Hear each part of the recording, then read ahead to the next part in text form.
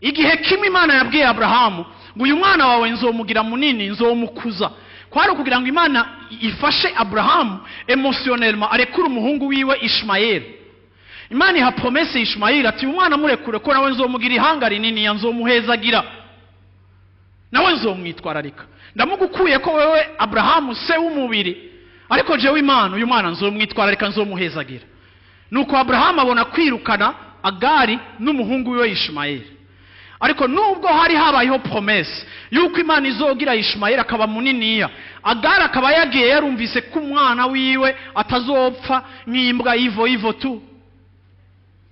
Bageze mu nzira, inzara ikubita ujya mwana kugeza naho nyina Agari amushira ahantu nk'umuhevye, kuko avuga ati umwana ntampfire ko ndamubona, reka ndamushire hajya apfe, nanje niyelwanye ngende kure kuko ndabuze ico ndamugaburira, turishwe n'inyota mu bugaragu.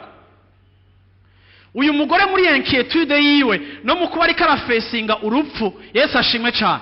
Bibiri ivuga ngo Imana yugurura amaso yiwe, aho hantu nyene bari Agari habona amazi.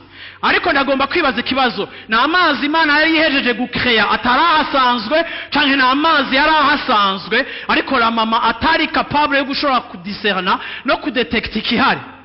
Si kubera ibintu bimwe bimwe utari kurabibona ko Imana itari présent, si kubera intervention zimwe zimwe utari kurazibona ko Imana iri absent, ariko ni kubera gusa yuko utarasettinga attitude n'inyifato na atmosphere yo kuba muri présence y'Imana, kugira ngo Imana yakubwiye ko umwana azoba munini ikwereke n'ibizomugira munini. Yateguye amazi yo mu bugaragwa, yateguye ivyo kukugaburira, nta kintu na kimwe uwo mwana azoba. Ariko rimwe na rimwe birashika tukibagira la promesse. Kubera iki? Kuko environnement na realite y'ikibazo cacu irashobora gusakuza cyane kugeza naho ugwamira kiravuza rutubuza kubona no kumva icyo Imana kiravuga.